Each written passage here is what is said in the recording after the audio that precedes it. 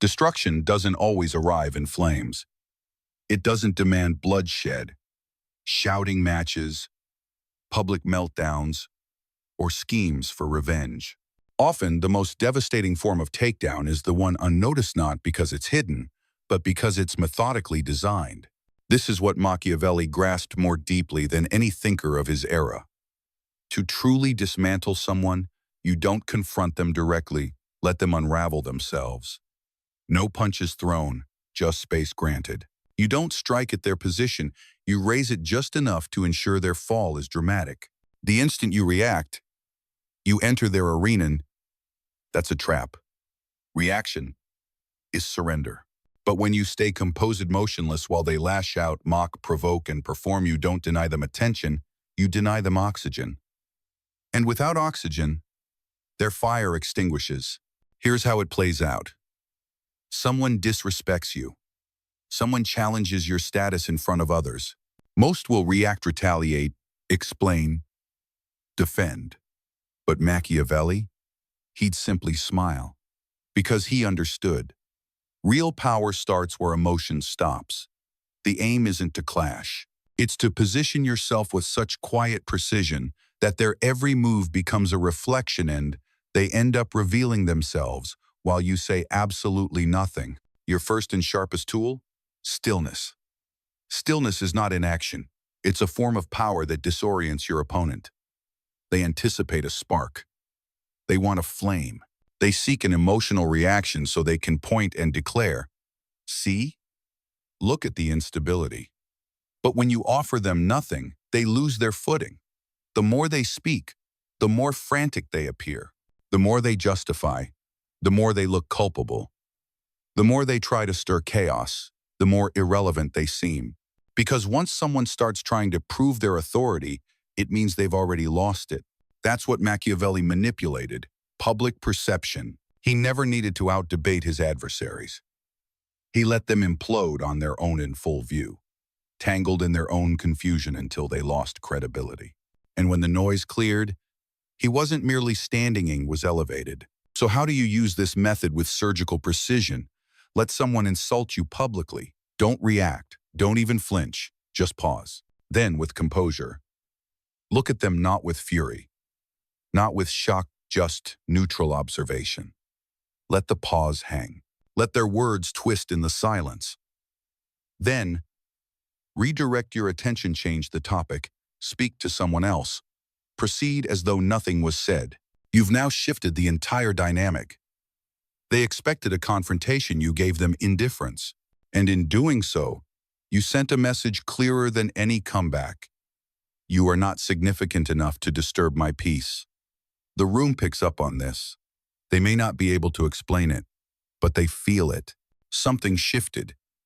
You didn't fight back. You didn't crumble. You didn't seek validation. You owned the quiet. And in that silence, they started to diminish. Here's the hidden truth. Most people don't aim to defeat you. They aim to shape how others see you. They want to twist the narrative, make you appear fragile, humiliated, off balance. So you flip the game. You offer them no fuel. And suddenly, their words bounce back like echoes in an empty room. Let them vent. Let them explain. Let them rant and point fingers while you remain composed and cold. Quietly, behind the scenes, you begin the real work. You restrict their access. You withhold key information. You exclude them from decisions that matter. You pull back your presence, your energy, your endorsement. No statements made. No confrontation needed. Just quiet removal. And all that remains is someone spiraling alone. They'll spiral. They'll get louder. They'll poke harder. They'll amplify their attacks because now they're reacting to your silence. But the louder they become, the more absurd they appear because you've stopped playing the game. Machiavelli understood this dynamic. Let your enemy speak long enough, and they'll reveal who they are. No defense necessary. The crowd will connect the dots. Because in the court of public perception, whoever looks the most unhinged lose 7 if they win the moment. And that's the real battlefield, not one of strikes, but of image. It's a war of framing. of strategic imbalance. You don't destroy them with resistance, you destroy them through contrast. While you stay composed, they unravel. You speak calmly, they stumble. You move forward, they obsess. And slowly, those watching begin to understand. This isn't a rival, it's a cautionary tale. Not because of your words, but because of your restraint. Destruction without conflict isn't just a tactic, it's a way of being. A philosophy for mastering conflict without ever appearing to fight. Because anyone can lash out. But collapsing someone without lifting a hand, that's control. This is Machiavelli's second level of strategy. Weaponize their hunger for attention. Your enemy doesn't seek battle because they're powerful. They seek it because they're empty. Their provocation, their slander, it's not dominance. It's desperation. They're starving, emotionally, socially. They crave relevance and they hope to take it from you. So when they come for you, no, it's not personal, it's parasitic. They're trying to tap into your influence, your recognition, your spotlight. And here's how you defeat them without ever lifting a finger. Let them chase your shadow. Don't speak. Don't engage. Keep building. Keep creating. And keep moving boldly, both in public and in private. Stay centered on your mission, not their noise. And what happens next? With every move they make, they shrink. They look more obsessed, more unstable, more desperate. You flip the story, it's no longer you versus them. It's them chasing someone who never even looked back. And that's the definition of powerlessness. That's Machiavelli's genius. He knew that attention is leverage. And the moment someone needs it more than you, do you own them? You cloak them in silence. You erase their relevance. You don't speak their name.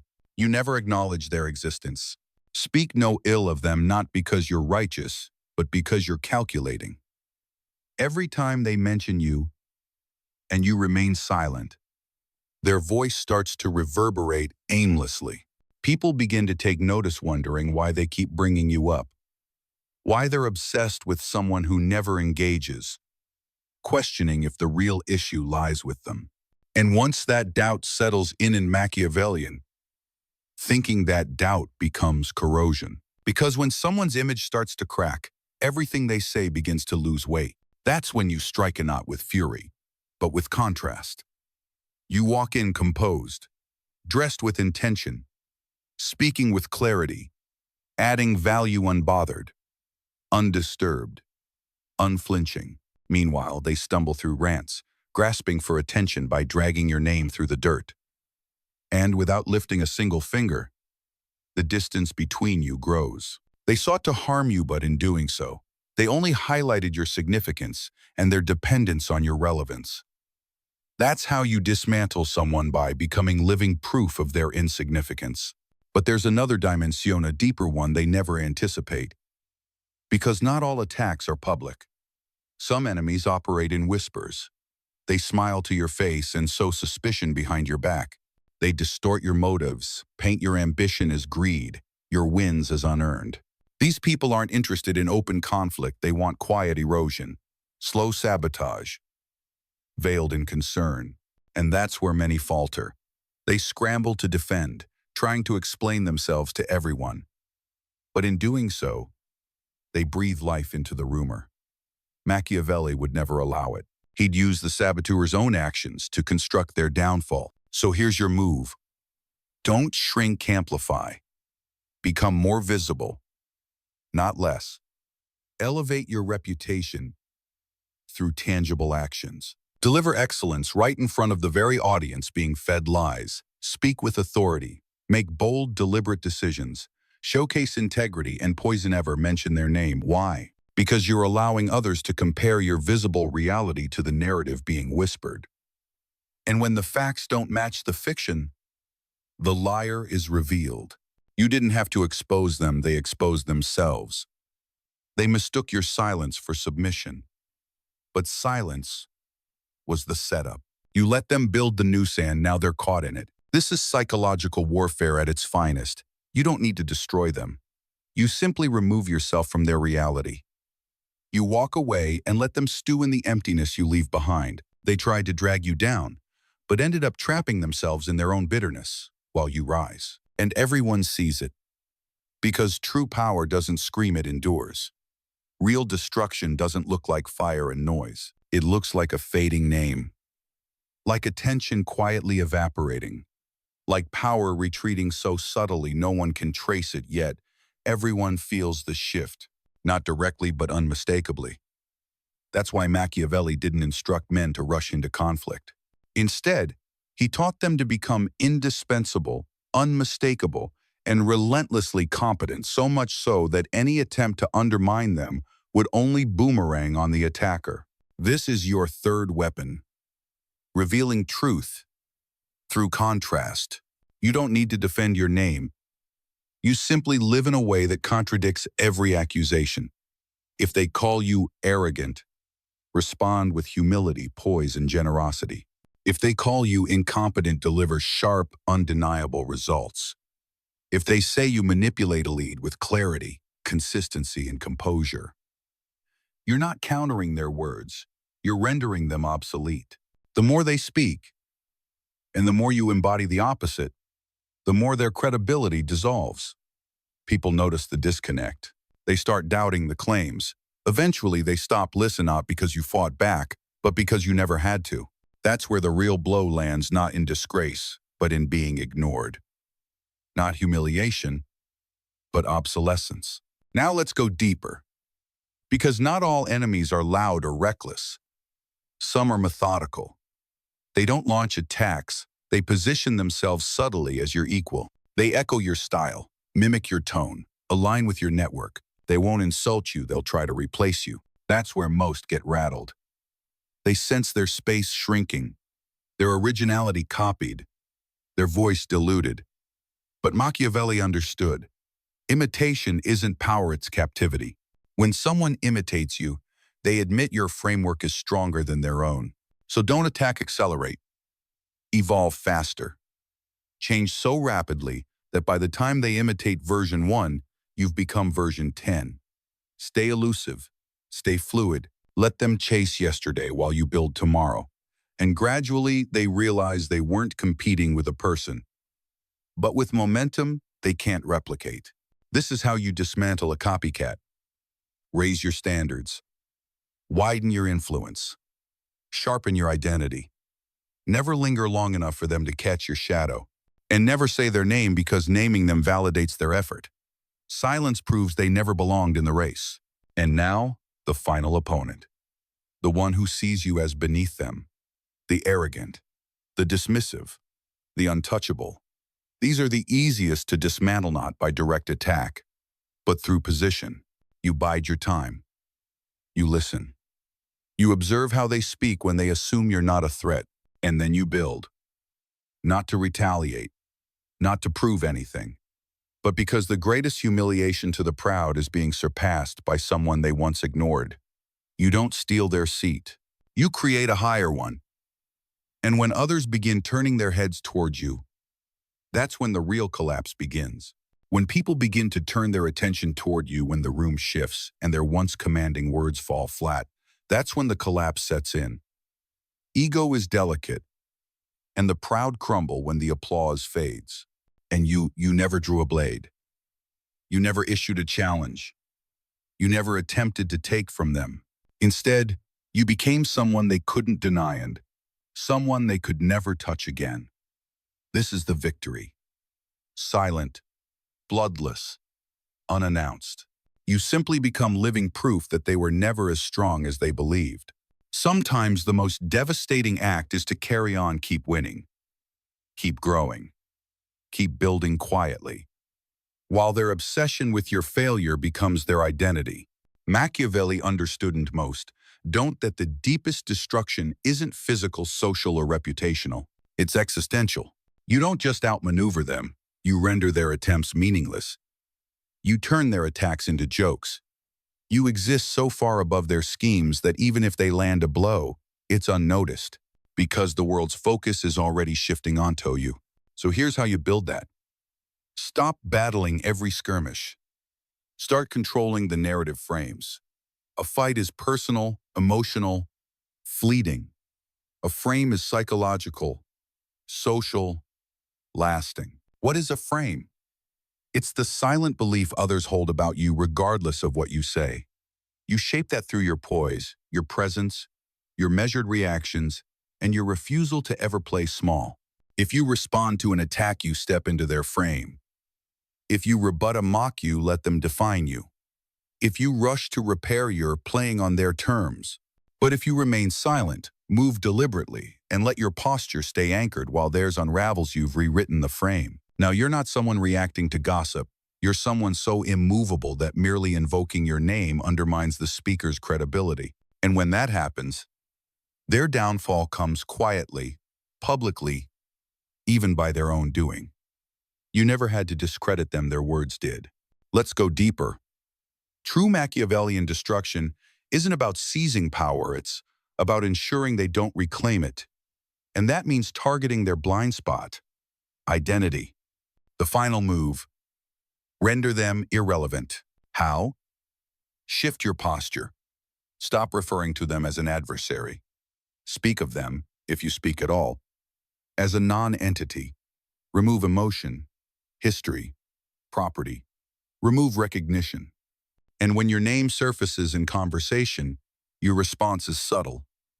I haven't thought about them lately, or wish them the best, or perhaps I'm not sure what they're up to.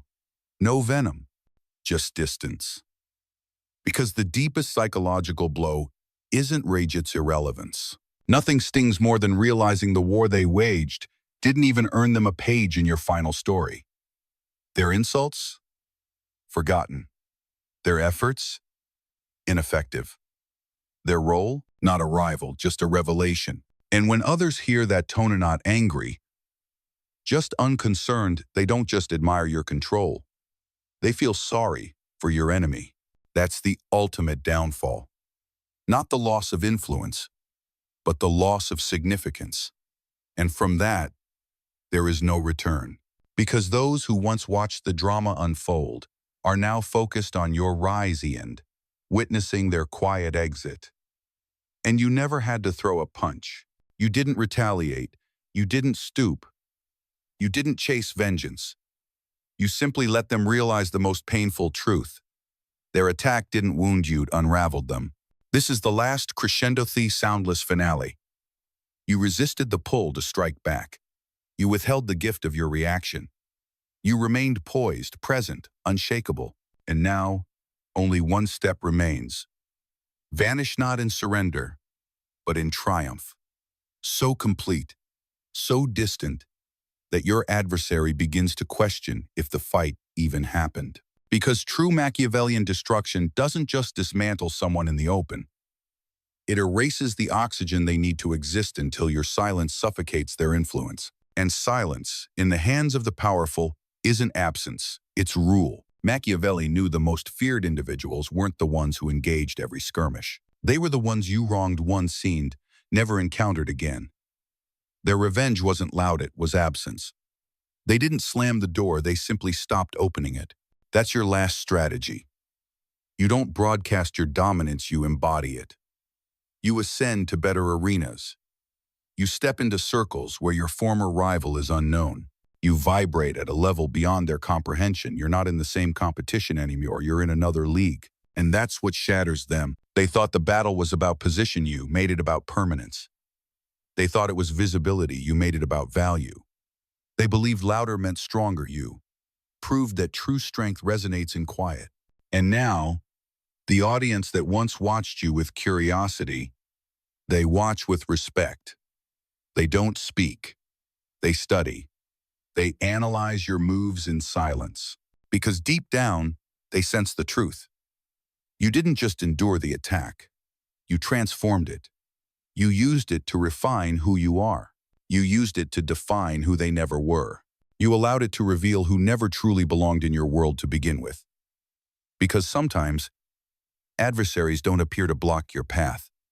They appear to reflect who you are beneath the surface. When there's no applause. When your name is under scrutiny. When rumors carry your name into spaces you've never stepped into. When voices coated with jealousy or insecurity speak of you and you remain silent. You don't justify. You don't panic.